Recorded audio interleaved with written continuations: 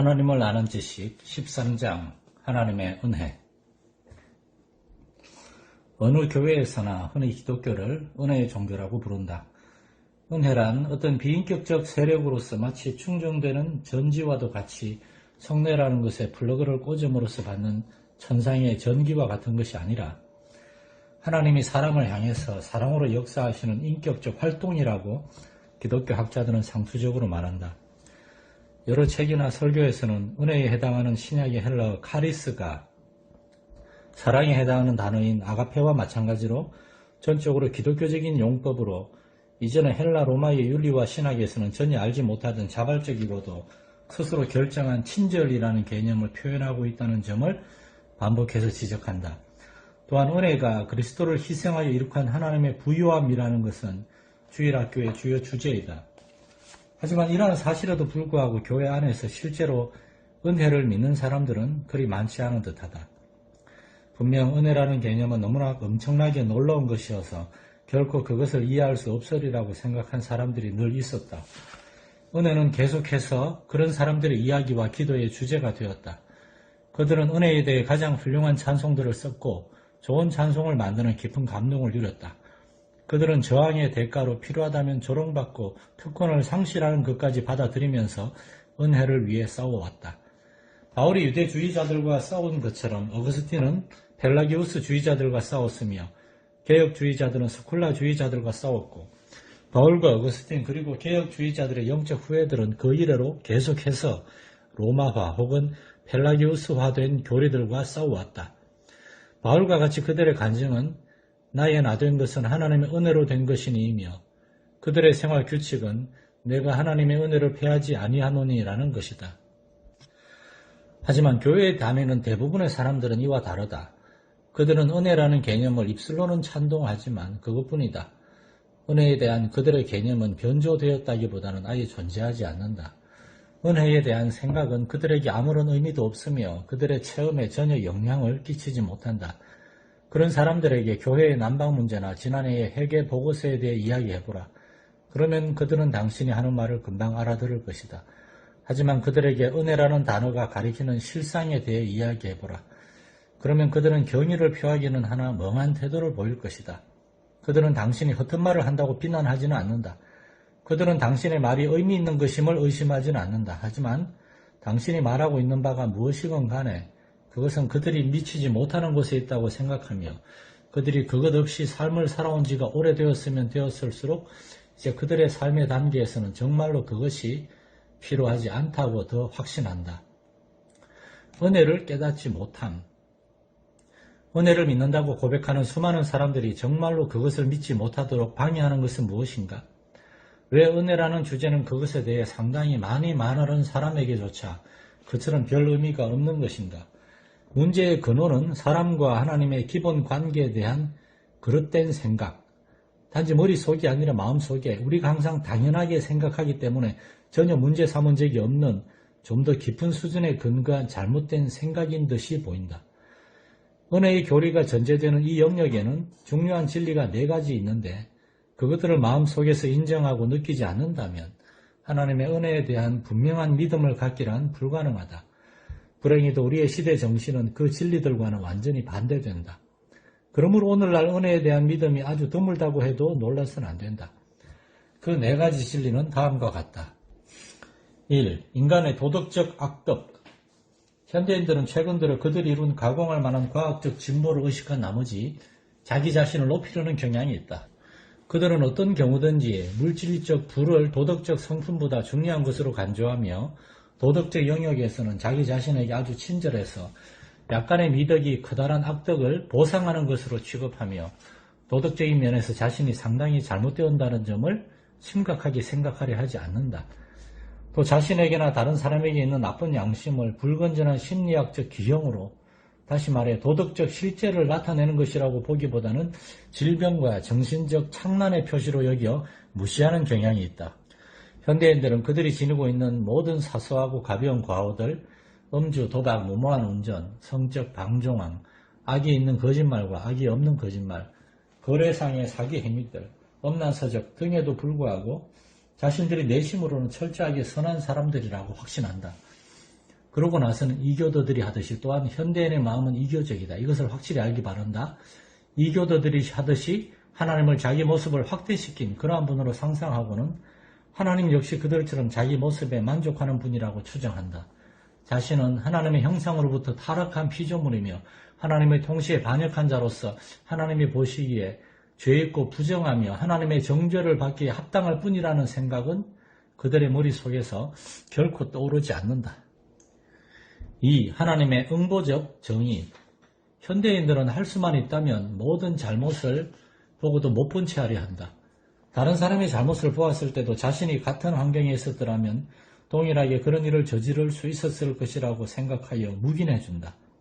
부모들은 자녀들을 바로잡는 일을 주저하고 교사들은 학생들을 처벌하는 일을 주저하며 대중은 온갖 종류의 만행과 반사회적 행동을 불평 한마디 없이 참는다. 악은 무시할 수 있는 한 무시해야 한다는 것은 널리 공인된 거문인 듯하다. 우리는 오직 최후의 수단으로서 처벌을 해야 하며 그것도 그 악이 지나치게 극악한 사회적 결과를 가져오는 것을 막는 한도 내에서만 그렇게 해야 한다. 어떤 이들은 악을 기꺼이 묵인하고 한계에 이를 때까지 제멋대로 놓아두는 것을 미덕으로 여기는가 하면 옳고 그런 것에 대한 고정된 원리에 따라 사는 것을 뭔가 미심쩍은 도덕이라고 비난한다. 우리는 이교적인 사고방식으로 인해서 하나님도 당연히 우리처럼 느끼실 것이라고 생각한다. 응보가 하나님의 세계의 도덕법이며 하나님의 거룩한 성품의 표현일지 모른다는 생각은 상당히 터무니없는 것처럼 보인다. 그것을 지지하는 사람들은 그들 자신의 분노와 복수심이라는 병리적 충동을 하나님께 투사한다는 비난을 듣게 된다. 하지만 성경에서는 처음부터 끝까지 선하신 하나님이 만드신 이 세상은 도덕적인 세상으로 그 안에서 응보라는 것이 숨쉬는 것만큼이나 기본적인 사실이라고 주장한다. 하나님은 온 세상의 심판자이시며 무죄한 자들, 그들은 옳다고 입증하시지만 행악자들은 벌 주심으로 의를 행하실 것이다. 하나님이 죄를 벌하지 않으신다면 이는 그분의 본분에 어긋나는 것이다. 그리고 어떤 사람이 이 사실 곧 행악자들에게 소망이란 없으며 하나님께 응보적 심판을 받을 수밖에 없다는 것을 알고 느끼지 않는다면 그는 결코 하나님의 은혜를 믿을 수 없다. 3. 인간의 영적 무력함. 데일 카네기의 친구를 얻고 사람들에게 영향을 끼치는 법은 거의 현대인의 성경이 되다시피 했다. 최근 들어 사업관계의 모든 기술에서는 상대방이 정작해 아니오라고 말할 수 없도록 몰아붙이는 원리가 근간을 이루어왔다. 이것은 현대인들에게 이방 종교가 생긴 이래로 그 이방 종교를 고무해온 믿음, 즉 우리는 하나님이 더 이상 아니라고 말할 수 없도록 몰아붙임으로써 하나님과 우리 자신의 관계를 회복할 수 있다는 믿음을 확증해왔다. 고대의 이교도들은 선물과 희생제사를 더함으로써 이렇게 했다고 생각했으며 현대의 이교도들은 교회에 출석하는 것과 도덕에 의해 그렇게 하려고 한다. 그들은 자신들이 완전하지 않다는 것을 인정하면서도 자신들이 과거에 무엇을 했든지 이제부터 훌륭한 생활을 하면 나중에 가서는 하나님이 그들을 받아들이시리라는 사실을 의심하지 않는다. 하지만 성경의 입장은 토플레디가 진술한 대로다. 내가 공을 세우나 은혜 갚지 못하네. 쉼 없이 힘쓰고 눈물 근심 많으나 구속 못할 죄인을. 이는 자기 자신의 무력감을 인정하고 다음과 같은 결론에 이르도록 이끌어준다. 예수 홀로 속하네. 바울은 율법의 행위로 그의 앞에 의롭다 하심을 얻을 육체가 없나니라고 단언한다. 일단 하나님의 은총을 잃어버린 후에 그것을 되찾음으로 하나님과 우리의 관계를 개선하는 일은 어느 누구의 힘으로도 할 수 없다. 그리고 하나님의 은혜에 대한 성경적 믿음을 가지려면 우리는 이것을 알고 이 앞에 고개 숙여야 한다. 4. 하나님의 주권적 자유. 고대 이교도들은 각각의 신이 사리사욕이라는 족쇄로 자신의 숭배자들에게 얽매여 있다고 생각했다. 왜냐하면 그 신은 그들의 봉사와 선물의 의지에 복지를 누리고 있었기 때문이다. 현대의 이교도들 역시 내심 하나님은 어떻게든 우리를 사랑하고 도와야 할 의무가 있다는, 우리가 그것을 받을 자격이 거의 없지만 하나님은 그런 의무가 있다는 유사한 생각을 가지고 있다. 이것은 다음과 같이 중얼거리면서 죽었던 프랑스의 자유사상가가 표현한 감정이었다. 하나님은 용서하실 것이다. 그것이 그분의 일이다. 하지만 이러한 감정은 충분한 근거를 갖고 있지 못하다. 성경의 하나님은 복지를 누리기 위해 자신이 만드신 인간 피조물에 의지하지 않으신다. 또한 우리가 죄를 지은 지금 하나님이 우리에게 은총을 보이셔야만 하는 것도 아니다. 우리는 다만 하나님의 정의만을 요구할 수 있을 뿐이다. 그리고 우리에게 정의란 확실한 정죄를 의미한다. 하나님은 어떤 사람에게건 정의가 시행되는 것을 중단시켜야 할 의무를 지니고 있지 않으시다. 하나님은 불쌍히 여기시고 용서해야만 하는 의무를 갖고 계신 분이 아니다. 하나님이 그렇게 하신다면 우리가 말했듯이 그것은 단지 하나님 자신의 자유의지로 행하신 행동이며 어느 누구도 하나님께 강요할 수는 없다. 그것은 사람의 의지나 노력에 달려있는 것이 아니라 하나님의 자비에 달려 있습니다. 은혜는 자유로운 것이다. 그것이 스스로 시작되며 은혜를 베풀지 않을 수도 있었던 분에게서 자유롭게 나온다는 의미에서 그러하다. 각 개인의 운명은 하나님이 그를 그의 죄에서 구하시기로 결심하느냐 마느냐에 따라 결정된다는 것과 하나님은 어떤 경우에도 죄인을 구하기로 결정하셔야만 하는 것은 아니라는 사실을 깨달을 때에만 우리는 성경적인 은혜관을 이해하기 시작할 수 있다. 무자격자가 받은 은혜. 하나님의 은혜는 죄인들의 행위와는 반대로 실로 그들의 죄과를 무시하고 그들에게 값없이 보이시는 사랑이다. 그것은 하나님이 가혹한 대접을 받기 합당하고 가혹함 외에는 그 무엇도 기대할 수 없는 사람들에게 선하심을 보이는 것이다. 우리는 은혜에 대한 생각이 왜 교회에 다니는 사람들에게 그렇게 별 의미를 지니고 있지 못하는지, 그것은 그들이 하나님에 대한 믿음과 그것이 전제하는 바 인간에 대한 믿음을 가지고 있지 않기 때문이라는 것을 살펴본 바 있다. 이제 우리는 왜 이 생각이 어떤 사람들에게는 그처럼 큰 의미가 있는가를 질문해 보아야 한다. 대답을 구하는 것은 그리 어렵지 않다. 그것은 앞에서 이미 말한 것에서 분명히 알 수 있다. 일단 어떤 사람이 자신이 앞에서 묘사한 것과 같은 상태에 있으며 그와 같은 필요를 지니고 있음을 확신하면 신약의 은혜의 복음은 그에게 경이로움과 강한 기쁨의 충동을 느끼게 하지 않을 수 없다. 왜냐하면 그것은 우리의 심판자이신 하나님이 어떻게 우리의 구세주가 되시는지를 말해주기 때문이다. 은혜와 구원은 원인과 결과로서 한데 결합되어 있다. 너희가 그 은혜로 구원을 얻은 것이다. 모든 사람에게 구원을 주시는 하나님의 은혜가 나타나.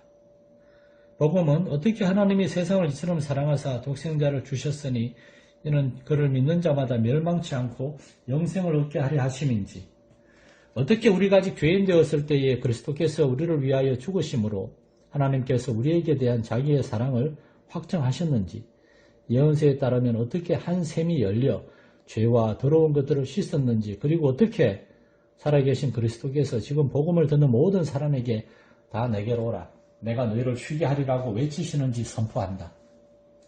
아이작 와츠가 그의 가장 칭송받는 노래는 아닐지라도 그의 가장 복음적인 노래에서 말하듯이 우리는 본래 완전히 잃어버린 상태에 있었다. 장엄한 은혜의 목소리가 하나님의 거룩하신 말씀에서 들리도다. 오, 너 가련하게 사로잡힌 죄인이여 오라. 그리고 주님을 신뢰하라. 내 영혼은 그 주권적인 부르심에 순종하며 이 구원으로 달려갑니다. 주여, 당신의 약속을 믿겠나이다. 오, 나의 믿음 없음을 도우소서. 당신의 피에 복된 셈으로 성육신하신 하나님, 내가 급히 달려갑니다. 내 영혼을 주홍빛 더러움에서, 그리고 저 깊이 물든 죄에서 씻기 위해 죄있고 연약하며 무력한 벌레 같은 나는 당신의 손에 쓰러집니다. 당신은 주님이시여 나의 의, 나의 구세주이시며 나의 모든 것이니이다. 와츠의 말을 진지하게 고백할 수 있다면 그는 지치지 않고 계속해서 은혜의 찬양을 부를 것이다. 신약은 하나님의 은혜를 세 가지 특정한 맥락에서 설명한다. 그 각각의 맥락은 그리스도인들에게 영속적인 경이로움을 느끼게 한다. 1. 죄사함의 근원으로서의 은혜. 복음은 죄의 용서와 그에 따르는 우리 인격의 용납, 곧 칭의를 중심으로 하고 있다. 칭의는 유죄 판결을 받고 무시무시한 선고를 기다리고 있는 죄수의 입장에서 엄청난 유업을 기다리고 있는 상속자의 상태로 극적으로 변화되는 것이다. 칭의는 믿음에 의한 것이다. 칭의는 사람이 주 예수 그리스도를 구세주로 결정적으로 신뢰하는 그 순간에 일어난다. 칭의는 우리에게는 값없이 주어지는 것이지만 하나님은 그것을 위해 큰 대가를 치르셨다. 그 값은 하나님의 아들의 구속적 죽음이었기 때문이다. 왜 하나님은 자기 아들을 아끼지 아니하시고 우리 모든 사람을 위하여 내어주셨을까? 하나님의 은혜 때문이다. 속죄를 가능하게 한 것은 구원하시고자 하는 하나님 자신의 자유로운 결정이었다. 바울은 이것을 분명하게 말한다. 그는 우리가 그리스도 예수 안에 있는 구속으로 말미암아 하나님의 은혜, 하나님의 자비로운 결정의 결과로서 값 없이 아무것도 지불할 것 없이 의롭다 하심을 얻은 자 되었느니라. 이 예수를 하나님이 그의 피로 인하여 믿음으로 말미암는 그것에 의해 각 개인에게 효과를 미치도록 하는 화목 제물, 죄를 속함으로써 신적 진노를 막는 분으로 세우셨으니 라고 성경은 말한다. 다시 한번 바울은 우리가 그리스도 안에서 그의 은혜의 풍성함을 따라 그의 피로 말미암아 구속 곧 죄사함을 받았다고 말한다. 이전의 상황과 세상의 은혜가 나타난 이후의 지금 상황을 비교하면서 이 모든 것을 묵상하는 그리스도인의 마음의 반응은 프리스턴 신학교의 학장이었던 사무엘 데이비스의 다음 글에 가장 잘 표현되어 있다. 위대하신 경의의 하나님이시여, 당신의 모든 도는 신적 속성들을 드러냅니다. 죄를 용서하시는 은혜의 무수한 행위는 당신의 다른 경의들을 초월하여 빛납니다. 당신과 같은 용서의 하나님, 그 누구이겠습니까? 그처럼 풍요롭고 값없는 은혜를 지닌 분 누구이겠습니까? 놀라 어찌할 바를 모르며 떨리는 기쁨으로 우리는 우리 하나님의 용서를 받아들입니다. 가장 깊이 물든 범죄에 대한 용서, 예수님의 피로 사신 용서를 받아들입니다. 당신과 같은 용서의 하나님, 그 누구이겠습니까? 그처럼 풍요롭고 값없는 은혜를 지닌 분 누구이겠습니까? 오, 이 기이하고 비할 데 없는 은혜, 이 장엄한 사랑의 기적이 감사의 찬양과 함께 넓은 이 땅을 채우소서. 지금 천상의 합창으로 울리듯이 누가 당신과 같은 용서의 하나님이겠습니까? 그처럼 풍요롭고 값없는 은혜를 지닌 분 누구이겠습니까? 이 구원 계획의 동기로서의 은혜. 죄사함은 복음의 핵심이다. 하지만 그것이 은혜의 교리 전체는 아니다. 왜냐하면 신약에서는 하나님이 주시는 죄사함의 선물을 창세전에 택하심으로 시작된 교회가 영광 가운데 온전해질 때야 완성될 구원 계획이라는 맥락 안에 놓고 있기 때문이다. 바울은 여러 곳에서 이 계획을 간략하게 언급한다. 하지만 이 구원 계획에 대한 바울의 가장 충분한 설명은 에베소서 1장 3절에서 2장 10절에 이르는 큰 단락에 나와 있다. 종종 그렇듯이 바울은 먼저 요약 진술을 하고 그 단락의 나머지 부분에서 그것을 분석하고 설명한다. 그 진술은 하나님께서 그리스도 안에서 하늘에 속한 모든 신령한 복으로 우리에게 복 주시되이다. 그에 대한 분석은 그리스도 안에서의 영원한 선택과 예정으로부터 시작되어 그리스도 안에 있는 구속과 죄사함으로 진행되며 그리스도 안에 있는 영화의 소망과 우리를 영원히 하나님의 소유로 인치시는 그리스도 안에 있는 성령의 선물로까지 이어진다. 거기에서 바울은 하나님이 그리스도 안에서 죄인들을 중생케 하시는 능력의 행위에 주의를 집중시키는데 그것은 그들로 하여금 믿도록 하는 행위이다. 바울은 이 모든 항목을 위대한 구원의 목적을 위한 요소들로 묘사한다. 은혜가 그 동기를 부여하는 힘이라는 것과 그의 은혜의 풍성함이 그것을 시행하는 과정 처음부터 끝까지 나타난다는 것, 그리고 그것의 궁극적 목표는 은혜를 찬송하는 것임을 말한다.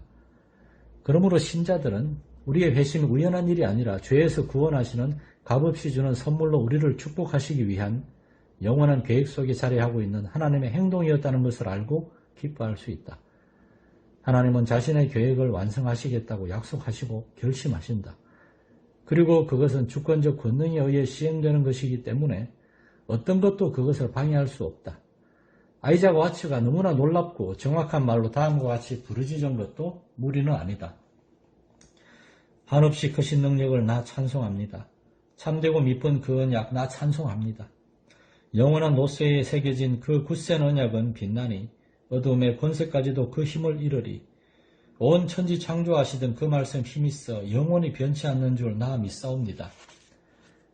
실로 별들은 떨어질 수 있지만 하나님의 약속은 지속되고 이루어질 것이다. 구원의 계획은 성리의 완성에 이를 것이다. 그래서 은혜는 주권적인 것으로 나타날 것이다. 3. 성도의 견인을 보장해주는 것으로서의 은혜.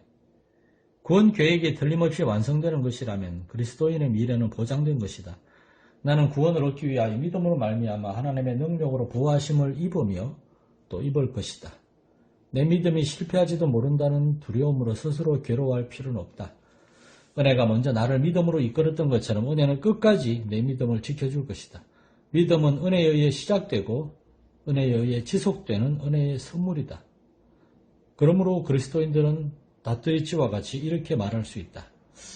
은혜가 먼저 하나님의 영원한 책에 내 이름을 새겼다네. 내 모든 슬픔을 취해 가신 어린 양에게 나를 내어드린 것도 바로 그 은혜라네. 내 영혼에게 기도를 가르쳤으며 용서의 사랑을 알게 했고 오늘까지 나를 지켜준 것 그리고 나를 놓지 않을 것은 바로 그 은혜라네. 적절한 반응. 우리가 값없이 받은 은혜에 대한 찬송들의 풍성한 유산에 마음껏 다가가는 것에 대해 변명을 할 필요는 없다. 왜냐하면 그것들은 산문이 여지껏 할 수 있었던 것보다 더 통찰력 있게 우리의 요점을 말해주기 때문이다. 우리는 또한 결론으로서 하나님의 은혜에 대한 지식이 우리에게서 어떤 반응을 이끌어내야만 하는지를 잠시 살펴보기 위해 그런 찬송을 더 인용하는 것에 대해 변명을 할 필요도 없다. 흔히 신약에서 교리는 은혜이고 윤리는 감사라고 말해왔다. 그렇다면 이러한 말이 실험적으로나 실제적으로 실정되지 않는 기독교는 어떤 형태의 기독교건 무언가 잘못된 것이다. 하나님의 은혜의 교리가 도덕적 방종을 조장한다고 생각하는, 예를 들어 우리가 어떻게 하건 최종적 구원은 확실한 거야. 그러니까 우리가 어떻게 행동하든 상관없어 라고 말하는 사람들은 가장 문자적인 의미에서 자신들이 무슨 말을 하고 있는지 모른다는 것을 나타내고 있을 뿐이다. 왜냐하면 사랑은 그 보답으로 사랑을 불러일으키고 사랑이 일단 불러일으켜지면 그 사랑은 기쁨을 주기를 원하기 때문이다. 그리고 계시된 하나님의 뜻은 은혜를 받은 사람들은 금후로는 선한 일에 몰두해야 한다는 것을 가르쳐준다.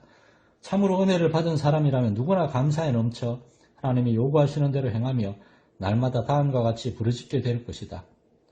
얼마나 많이 은혜에 빚진 자인지 날마다 나는 그 은혜가 이제 족쇄와도 같이 나의 방황하는 마음을 당신께로 묶어두기를 원합니다. 주여, 나는 방황하기 쉬우며 사랑하는 하나님을 떠나기 쉽습니다. 내 마음을 받으소서. 내 마음을 받으사 인치소서. 위에 있는 당신께 충성하도록 인치소서. 당신은 자신의 삶에서 하나님의 사랑과 은혜를 안다고 주장하는가? 그렇다면 이와 같이 기도하고 행함으로 당신의 주장을 입증